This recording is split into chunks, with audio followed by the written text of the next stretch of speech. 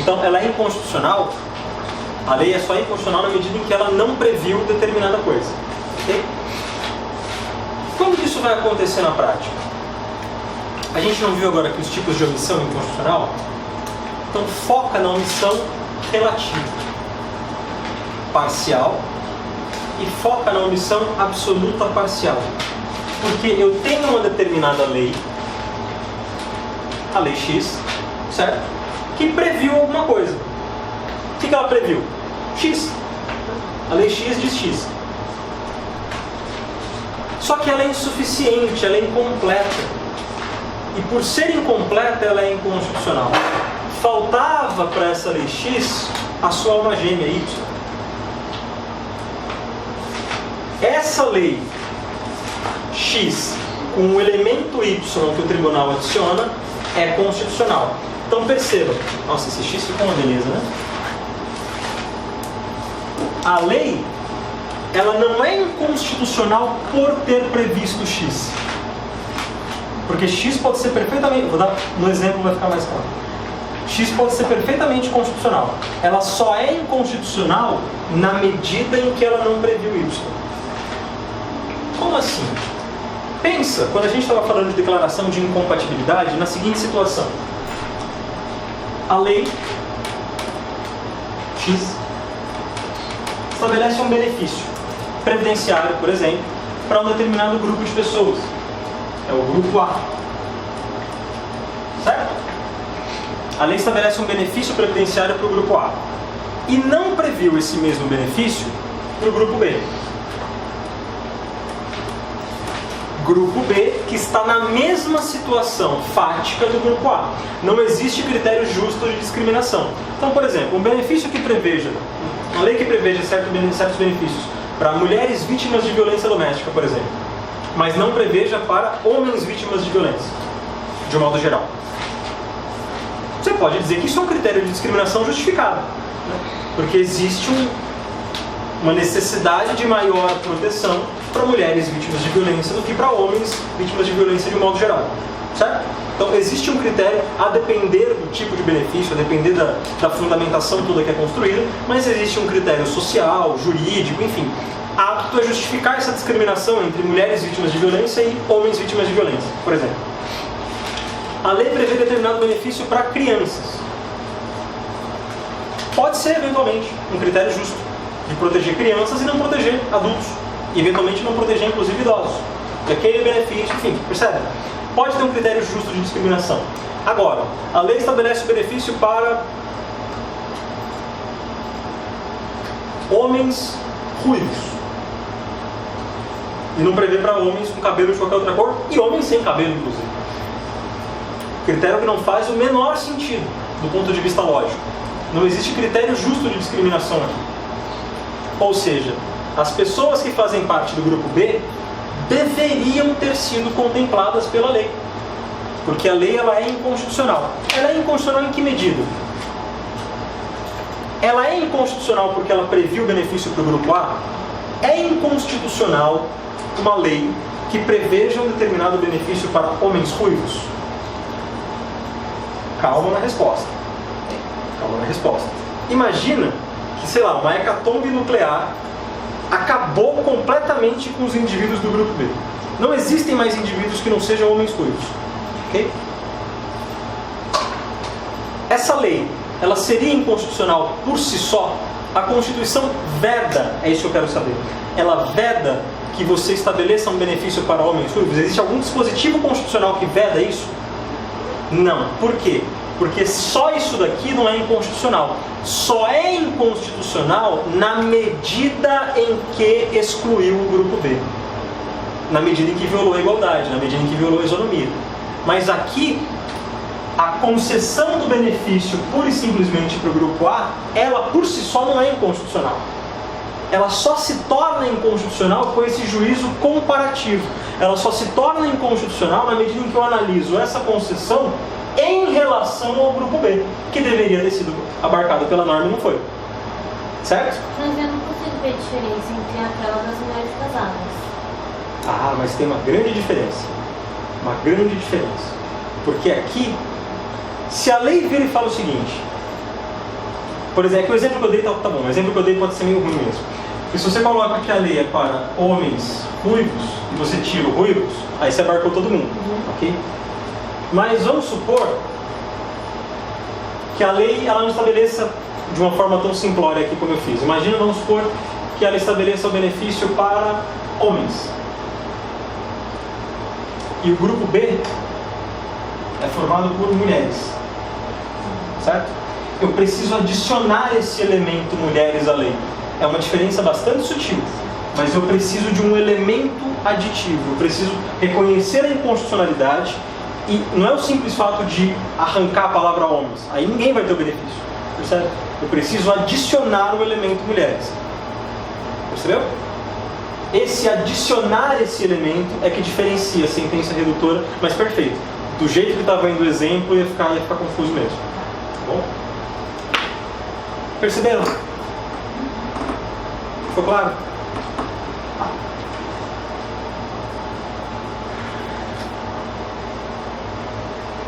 Quais eram as alternativas que eu tinha falado para vocês nessa situação? Quando isso acontece? A primeira alternativa seria julgar essa lei inconstitucional, retirá-la do sistema e aí, grupo A se fudeu, né? Perdeu o benefício. Não tem mais lei, não tem mais benefício. A segunda alternativa, que é a que os alemães gostam, é falar o seguinte: então, grupo A não tem culpa, né? Não dá para tirar a lei do sistema e arrancar o benefício do grupo A. Então eu vou proferir uma decisão declaratória de inconstitucionalidade sem efeito ablativo, ou uma declaração de incompatibilidade, que é a mesma coisa. E eu digo o seguinte: essa lei é inconstitucional, mas eu não posso tirá-la do sistema, porque tirá-la do sistema traz efeitos mais prejudiciais do que mantê-la no sistema desse jeito. Ok? Essa era a opção 2. Agora surge a opção 3, que é fazer isso aqui. É trazer o grupo B para dentro do âmbito de proteção da lei. É acrescentar o elemento que falta. Tá. Pode pedir para repetir aqui. Ó. Nessa situação em que eu tenho uma determinada lei que contemplou um grupo, por exemplo, um grupo A, e não contemplou o grupo B. Então, uma lei que institui um benefício previdenciário para um determinado grupo de pessoas e violou a isonomia porque não protegeu outro grupo. O que eu posso fazer aqui? Então, chegou uma ação dessa no Supremo. O que o Supremo pode fazer? Ou chegou uma ação dessa na mão do Tribunal Constitucional. O que eu posso fazer? Eu tenho algumas saídas que eu posso pensar. Então, eu posso olhar para esse quadro e ficar falando assim, bom, uma primeira alternativa é falar o seguinte: foda-se a lei inconstitucional, eu arranco essa lei do sistema, eu faço uma declaração de inconstitucionalidade pura e simples, certo? Declaro a lei inconstitucional, por quê? Porque violou a isonomia. Essa lei é inconstitucional, ela não pode estar no sistema, pronuncio a nulidade dessa lei e chuto ela fora do sistema. É o primeiro mundo possível, digamos assim. Só que eu posso pensar também e falar o seguinte: não, se eu faço isso, porque veja, tirar essa lei do sistema é desproteger o grupo A. Posso falar, tirar essa lei do sistema é mais prejudicial, é mais deletério do que mantê-la no sistema até que o legislador corrija a lambança que ele fez aqui. Então eu posso, ao invés de simplesmente declarar essa lei inconstitucional e retirá-la do sistema, que seria a via, digamos assim, ordinária, a via normal, quando eu penso em declaração de inconstitucionalidade, é o efeito natural da coisa toda, eu tenho alguns mecanismos possíveis, né? Esse é um. Um outro também poderia ser modular os efeitos, para dar uma pressãozinha no legislador. Eu declaro a lei inconstitucional, falo o seguinte: olha, mas para não prejudicar o grupo A, vocês têm 2 anos para consertar isso daqui. Se em 2 anos não consertar, a lei está fora do sistema. É um mecanismo de pressão também, poderia. Uma outra forma, uma outra solução, que é adotada na Alemanha especialmente, é a tal da técnica que a gente viu na aula passada, que é a declaração de inconstitucionalidade sem efeito ablativo, ou a declaração de incompatibilidade, ou a declaração de inconstitucionalidade sem pronúncia de nulidade, que é tudo a mesma coisa. O que é isso? É declarar essa lei inconstitucional, mas mantê-la no sistema. Eu não pronuncio a nulidade da lei. Eu só reconheço que tem um problema, eu reconheço que tem um vício, mas eu não posso declarar essa lei, eu não posso anular essa lei, digamos assim, eu não posso tirá-la do sistema, porque senão eu desprotejo também o grupo A. Tá? Essa seria a segunda alternativa, ou a terceira, né? E uma outra alternativa, agora mais drástica, digamos assim, que é o que a gente está trabalhando aqui, é contemplar o grupo B. É adicionar o grupo B. Certo? Isso, adicionar o grupo B. A lei, diferente daquele caso, que é simplesmente tirar uma palavrinha da lei, que acaba protegendo também o grupo B, por exemplo, que aí é a sentença redutora, se eu precisar adicionar alguma coisa à lei, aí eu vou chamar essa sentença de sentença aditiva, ou sentença aditiva estrito sensu. A outra, porque, de novo, perceba, a diferença aqui é, naquela primeira, na sentença demolitória, o que o tribunal fez foi simplesmente retirar uma palavra, um segmento, uma frase da lei, e naturalmente, sem que o tribunal tivesse colocado nada na lei, ele só tirou uma palavra, a lei teve os seus efeitos ampliados. Aqui, o tribunal precisa acrescentar alguma coisa. É uma diferença muito sutil, tá bom? Os efeitos orçamentários, por exemplo, os impactos dessa decisão e o grau de, digamos, entre aspas, ingerência que o tribunal tem no legislativo, pode-se dizer que são os mesmos. Okay? Ele está modificando a lei, seja tirando alguma coisa, seja acrescentando alguma coisa, e por conta disso ele está ampliando os efeitos daquela lei. É que no primeiro caso ele tira uma palavra, no segundo ele acrescenta alguma coisa. Mas a solução é a mesma, ele está ampliando a hipótese de incidência. Certo? Tá. Parece legal isso? Parece bacana de fazer? Quando que dá para fazer isso? A gente não tem parâmetros, tá? Então, o que eu vou falar agora, digamos assim, acho que até aqui, tá? Dificilmente cairia alguma coisa além do que está aqui numa prova. Se cair numa segunda fase, numa terceira fase, no oral, olha, falar dos requisitos, dos limites da sentença aditiva para o seu examinador é, que eu falei do colega, para ir tomar uma cerveja com ele depois da prova. Vai ficar super feliz. Quais são os limites das sentenças aditivas? Quando que eu posso e quando que eu não posso? Eu vou tentar traçar aqui os limites que são mais ou menos uniformes na doutrina, especialmente na doutrina estrangeira, porque, de novo, a gente tem pouca coisa ainda no Brasil falando do tema. Tá? Então, o que é a doutrina? Porque aqui a gente acha que não dá para fazer, pelo menos o Supremo não admite que faz. Lá fora se discute muito mais os limites e as situações em que é possível fazer, mesmo quem é extremamente conservador. Portugal tem bastante conservadorismo nesse tema, mas mesmo quem é bastante conservador fala o seguinte, olha, é uma realidade, então vamos estabelecer os limites, quando isso aqui pode acontecer e quando que não pode. A gente vai falar basicamente de 3 grandes requisitos, tá? Vamos falar de 3 requisitos.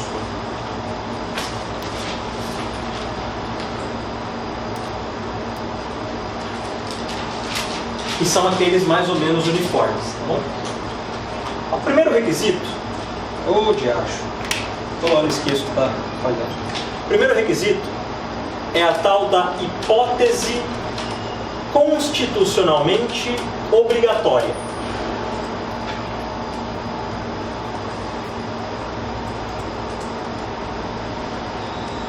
Hipótese constitucionalmente obrigatória, que é o que a doutrina vai chamar de sentença aditiva arrime obligate. A origem do termo é italiano, tá? Então, sentença aditiva arrime obligate. Hipótese constitucionalmente obrigatória. Perdoe meu italiano, não falo nada de italiano, mas é isso. Talvez falte aqui a mãozinha, né? Arrime obligate. Hipótese constitucionalmente obrigatória. O que quer dizer isso? Isso quer dizer o seguinte: a solução do tribunal, adicionar o elemento Y, ela tem que ser a única possível do ponto de vista da Constituição. Ou seja, o legislador, não o tribunal, tá? O legislador, ele não tinha margem de discricionariedade para escolher o que ele ia fazer. Ele não podia escolher. Havia uma hipótese constitucionalmente obrigatória. a Constituição diz alguma coisa, porque há situações em que a Constituição, por exemplo, ela estabelece um caminho a seguir. E ela fala o seguinte: olha, legislador, você tem a obrigação, por exemplo, de proteger moradia. Você tem a obrigação de estabelecer políticas habitacionais para as pessoas em situação de hipossuficiência. Ok? A Constituição ela estabeleceu por quais mecanismos isso vai acontecer? Não. Tem um ou outro lá previsto, mas ela outorgou ampla criatividade, ampla discricionariedade ao legislador para dizer por onde seguir. Então o legislador pode, por exemplo, adotar benefício pecuniário, adotar construção de casas populares, enfim, percebe? Existe uma série de mecanismos para o legislador atingir essa determinada finalidade. Ou seja, a Constituição estabeleceu o caminho A, o caminho B, o caminho C. Ela permitiu ao legislador uma série de caminhos possíveis, de medidas possíveis para chegar àquela finalidade. Esses caminhos são discricionários, são políticos. O legislador vai analisar a conveniência e oportunidade de fazê-los ou não. Ele tem que atingir a finalidade, de alguma maneira. Agora, dizer por qual caminho ele vai seguir, isso não dá. Só é uma hipótese constitucionalmente obrigatória se a Constituição não tiver dado margem para o legislador escolher. Só tem uma medida a adotar. E você adotou ela parcialmente. Você não tinha como adotar outra medida que não essa que eu, tribunal, estou dizendo, que é Y. Você esqueceu de Y. E Y estava dentro dessa medida aqui. Percebeu? Ok? Tranquilo? Hipótese constitucionalmente obrigatória. O elemento que o Tribunal Constitucional adiciona para a lei, ele tem que decorrer obrigatoriamente da Constituição, mais do que decorrer obrigatoriamente da Constituição. Decorrer obrigatoriamente da Constituição como única solução possível. Eu não posso ter margem de discricionariedade, porque se eu tiver margem de discricionariedade, aí eu estou me imiscuindo na atividade do legislador. Y aqui, no caso do nosso exemplo, ou em qualquer outro exemplo, a solução que o Tribunal Constitucional adota, o elemento que ele adiciona, tem que ser uma decorrência natural e obrigatória da Constituição. Única decorrência.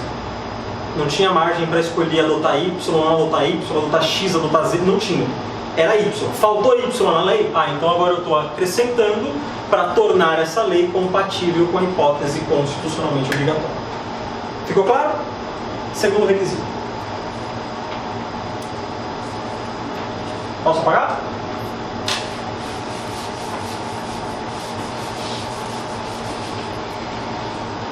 Matéria penal ou tributária. O que eu quero dizer com isso? Se for sentença aditiva em matéria penal e matéria tributária, essa sentença aditiva só pode ser em benefício do réu ou em benefício do contribuinte. Ok? Por quê? Porque nessas áreas vigora aquela ideia de proteção por meio da estrita legalidade. A parte vulnerável da relação penal, a parte vulnerável da relação tributária, o réu ou o contribuinte, só podem ter os seus direitos tolhidos por meio de lei em sentido estrito. Ok? Porque aqui vigora, tanto para o réu quanto o princípio da proteção ao réu, o princípio da proteção ao contribuinte, que nada mais são do que uma decorrência da legalidade. Nesses casos aqui, eu só posso alterar a situação jurídica de réu ou contribuinte para pior por meio de lei em sentido estrito. Lei irretroativa. Ok? Lei que só vai valer dali para frente. Agora, esse tipo de construção de uma sentença aditiva que modifica a lei, não é lei em sentido estrito isso aqui. Bom? A sentença do tribunal que profere esse tipo de juízo não é uma lei em sentido estrito. Se não é uma lei em sentido estrito, não pode prejudicar o réu ou contribuinte. Certo? Então, em matéria penal e matéria tributária, o tribunal ele não pode adicionar elementos à lei que prejudiquem a situação do réu ou do contribuinte. Ok? Terceiro, limites orçamentários. Agora a cobra vai fumar. Agora que o bicho vai. Limites orçamentários. Como que eu resolvo a treta dos limites orçamentários? E aí, como que eu faço? Também não sei. Também não sei, não tenho uma resposta. Como você resolve o problema da reserva do possível? Como você resolve o problema dos limites orçamentários? Como é que você resolve o problema do tribunal acrescentando? Porque, veja, é bonito, né? Pô, a lei falava que era para o grupo A, só para os homens. Aí vem o tribunal, sentença aditiva, acrescenta as mulheres, puta sentença bonita, puta sentença bacana. Como é que eu pago a conta disso daqui? Porque o orçamento, a lei orçamentária anual, ela considerou só isso aqui. Agora, ó, percebe? É um exemplo, enfim, esdrúxulo, tá? Mas percebe como esse tipo de decisão tem impacto na gerência do Estado? Como que eu faço? Como que eu faço esse arranjo institucional dos poderes para garantir o equilíbrio das contas públicas, sendo que eu posso permitir que o tribunal, a qualquer momento, diga que uma hipótese é constitucionalmente obrigatória e amplie um benefício que o legislador não previu, não considerou no orçamento, o administrador não considerou na hora de elaborar sua proposta orçamentária no outro ano. E aí, como é que eu faço isso? Aqui, pessoal, a gente não vai entrar em muitas minúcias, tá? Mas a ideia é que o raciocínio é sempre o mesmo da reserva do possível. Veja. Na verdade, são duas coisas, né? Primeiro, se a hipótese é constitucionalmente obrigatória, e se você só tinha esse caminho a adotar, e você porque, enfim, é maluco, porque, enfim, adotou uma hipótese incompleta, o problema é seu, se vire. Porque a hipótese é constitucionalmente obrigatória e mais, é a única hipótese possível. Você legislou mal. Arque com as consequências de ter legislado mal. Vai bagunçar o orçamento? Vai bagunçar o orçamento. É problema meu? Não. É um tipo de raciocínio. Bom, você pode falar, poxa, mas aí você vai arrebentar com o Estado. Paciência. É como se argumenta. Né? Você pode adotar uma postura mais pró-legislador ou uma postura mais pró-tribunal constitucional nesse tipo de decisão. Conrado fala, né? Preferências por juízes ou preferências por legisladores e parlamentos. E mais também, né? Pensa sempre que esse tipo de decisão, ele, via de regra, ele é proferido para a proteção de direitos fundamentais. Via de regra. Via de regra. Alguns autores falam que só pode ser proferido para a proteção de direitos fundamentais. Por conta da excepcionalidade toda desse sistema. E aí, sendo para a proteção de direitos fundamentais que envolvam um mínimo existencial, lembre-se sempre que o mínimo existencial não pode ser oposto, ou melhor dizendo, não pode ser restringido pela reserva do possível. A reserva do possível, ela não pode contrariar a necessidade de proteção ao mínimo existencial. A gente viu isso quando falava de direitos fundamentais. Então, se é uma sentença aditiva para a proteção de direitos fundamentais que envolvem o mínimo existencial, você tem um segundo argumento, que é a impossibilidade de oposição da reserva do possível ao mínimo existencial. Certo? Acho que isso é o suficiente, tá? Mas não deixa de ser um... Isso também não quer dizer que o tribunal pode adotar a sentença, né, e simplesmente ignorar os limites orçamentários. Isso quer dizer que deve ser algo que deve ser levado em consideração na hora de proferir uma decisão como essa.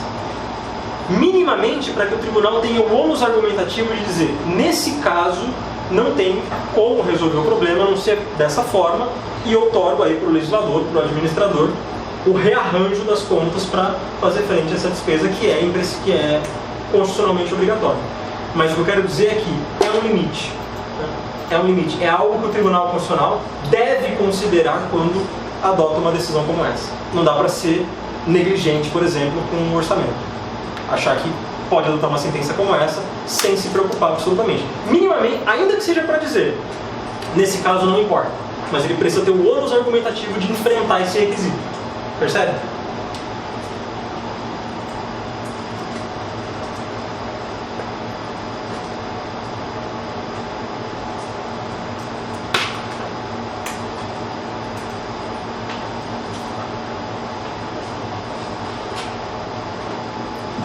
Tranquilo? Até aqui? Como eu não sei o que o seu examinador chama de sentenças aditivas, Vamos falar de um subtipo das sentenças aditivas, que também tem origem na Itália, que são as sentenças aditivas de princípio.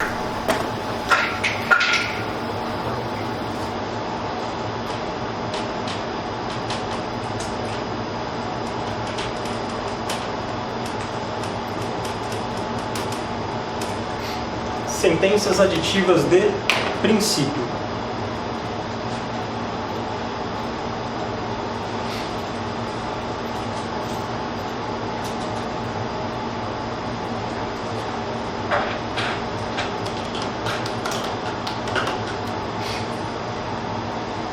O que são as sentenças aditivas de princípio? Raciocínio é o mesmo até aqui, tá? Raciocínio é o mesmo, a gente chegou até aqui. A única diferença é que aqui o tribunal ele não vai proclamar uma norma aplicável para o caso concreto.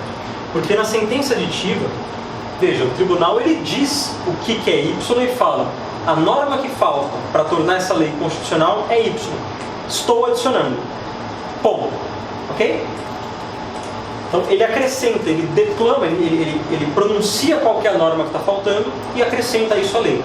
Aqui ele não vai proclamar uma norma aplicável ou auto-aplicável, como é o caso de Y. Ele vai pronunciar um princípio. Ele vai estabelecer um princípio que deve ser seguido pelo legislador no futuro, quando for alterar a lei. Então, ela é aditiva. Ela não é uma sentença aditiva, assim, de novo, de raiz, porque ela não está acrescentando nada em termos concretos à lei. Ela não está modificando a norma. Ela está, isso sim, o único efeito aditivo que ela tem é de vincular o legislador, digamos assim, a esse princípio. Então ele talvez esteja adicionando um princípio ao ordenamento jurídico e não uma regra como o Y, que a gente viu na sentença aditiva. Por que o tribunal faria isso? Por que ele não fala logo qual que é a maldita da regra aplicável para o caso concreto e ele precisa vir com essa ladainha de dizer que é só um princípio? E o legislador observe aqui este princípio no futuro. Por que ele faria isso? Alguém consegue notar? Por que, pessoal? O tribunal, lembra que a gente falou que a sentença aditiva, ela acontece ou ela é possível naqueles casos de hipóteses constitucionalmente obrigatórias? Então, quando eu tenho a Constituição mandando uma única opção, uma única medida possível, e o legislador ele adotou essa medida parcialmente, e aí vem o tribunal e acrescenta o pontinho que faltava para tornar a lei constitucional, é porque essa é a única hipótese possível. Mas eu posso ter uma situação em que não há uma hipótese constitucionalmente obrigatória. Eu tenho uma série de medidas que têm discricionalidade do legislador. Ele pode adotar qualquer uma delas. Vamos supor que ele tenha adotado a F e a D, mas ele não adotou a A, B, C e a I, por exemplo. Está faltando alguma coisa? Para ficar perfeito, para ficar bonito, está faltando A, B, C e E. Mas o tribunal pode acrescentar? Não pode, porque a hipótese não é constitucionalmente obrigatória. Tem margem de discricionalidade para o legislador. Então o que ele faz? Ele olha para tudo isso daqui e extrai de tudo isso daqui um princípio. Esse princípio norteia o legislador na sua atividade futura. Legislador, ó, tá faltando coisa aqui, hein? Tá faltando coisa aqui, eu não posso declarar inconstitucional, não vou acrescentar nada, mas está faltando.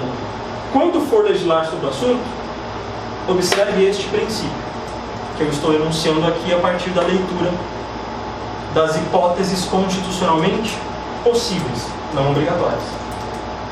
Isso é bastante raro, é muito comum na Itália. No Brasil, não conheço nenhum caso. Tá? Na Itália tem um outro casinho. Tranquilo? Se chegar a esse nível de sofisticação na prova, seu examinador é muito do mal. Muito do mal. Muito. Nossa, ele é uma pessoa cruel.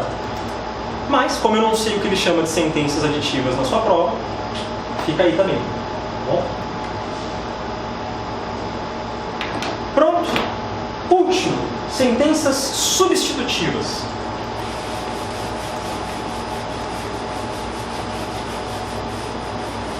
Sentenças substitutivas. Agora é a nata, agora é o suprassumo da criatividade judicial.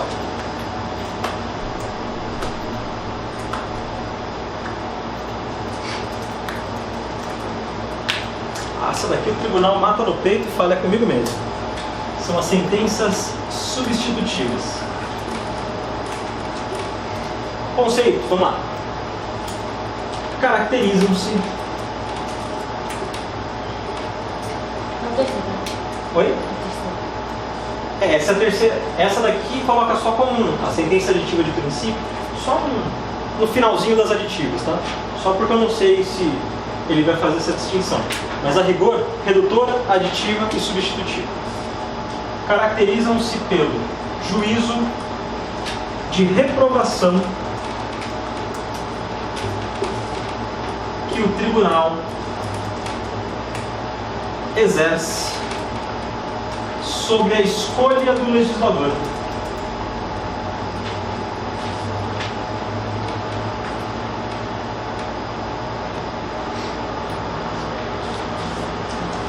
Caracterizam-se pelo juízo de reprovação que o tribunal exerce sobre a escolha do legislador, vírgula, modificando-a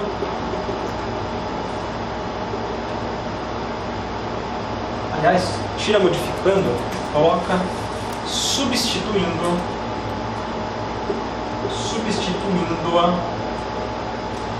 por aquela compatível com a Constituição.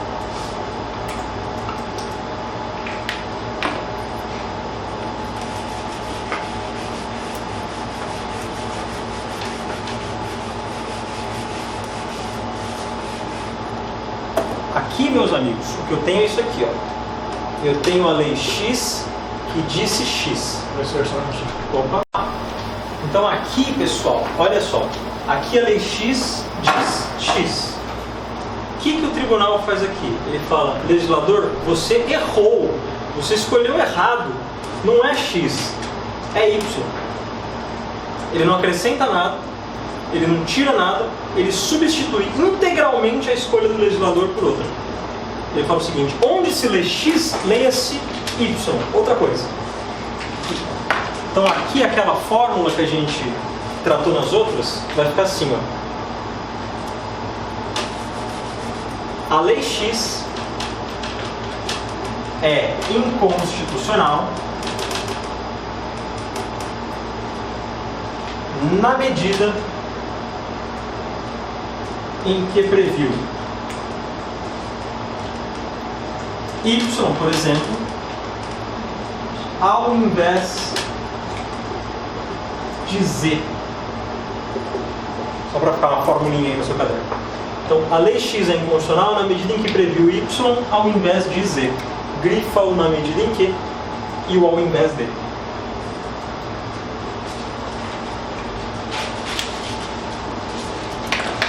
Perceba o grau de atividade do Tribunal Constitucional nesse período.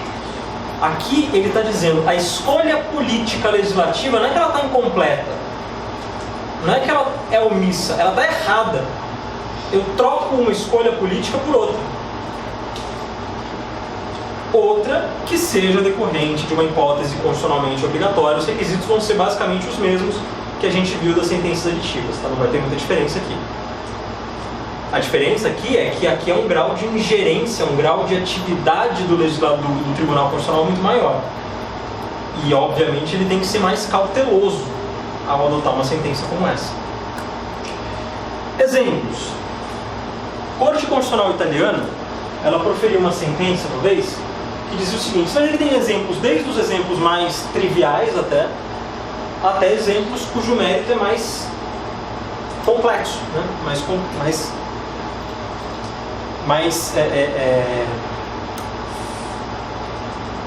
mais perturbador mesmo do equilíbrio entre os poderes. Tem um impacto muito maior social. Então, por exemplo, numa determinada sentença, a Corte Constitucional Italiana, ela usou esse tipo de sentença para mudar uma determinada lei que outorgava a certos ministros, ou ao ministro, ao cargo de ministro X, certas prerrogativas, certas atribuições que deveriam ser pela sua natureza, outorgadas a juízes, porque envolviam restrição de liberdade, enfim. Então o que o tribunal fez? Onde se lê ministro, leia-se juiz. Percebe? Uma sentença substitutiva. Você pegou. Onde ele acrescentou alguma coisa? Não, ele trocou. Ele substituiu ministro por juiz. Ele poderia ter julgado a lei inconstitucional? Poderia. O ministro lá, ele ficou assim, com atribuição, sem competência. Poderia. Ele fez diferente. Ele trocou. Ele falou, onde se lê ministro, leia-se juiz. Porque a lei é inconstitucional na medida em que ela prevê o ministro quando ela era obrigada a prever juiz. Percebeu? Mais trivial, né? Pensa agora em outro caso da Corte Constitucional Italiana. Essa é bem legal. Em que ela substituiu a pena de um crime. O preceito penal secundário do crime. A lei previa reclusão de 5 a 10 anos. E a Corte Constitucional falou, onde se lê reclusão de 5 a 10 anos, leia-se reclusão de 1 a 5 anos. Isso tem a ver com defensoria pública? Isso tem tudo a ver com defensoria pública. Isso poderia ser usado no Brasil, por exemplo? Já foi usado. O Celso de Mello já deu decisões que trocaram por um certo e breve período de tempo na história do Brasil a pena da receptação, por exemplo. Depois eu pego o julgado para vocês. Mas só jogar no Google também, que é fácil de encontrar. Mas percebam, quanta desproporcionalidade a gente não tem no sistema penal. Pensa no furto de veículo automotor que é mandado para outro estado. A pena do furto de veículo automotor que é mandado para outro estado é maior do que a redução à condição análoga de escravo. Então, olha só, se alguém furtar o meu carro e mandar para o Paraná, é pior do que me escravizar.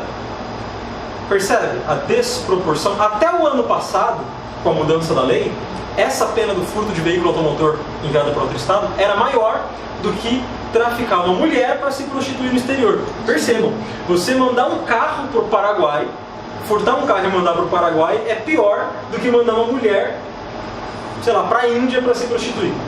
Percebe a desproporcionalidade do sistema? Poderia ser usada uma sentença substitutiva para readequar a pena de certos crimes a bem de uma desproporcionalidade que tornasse aquela pena inconstitucional?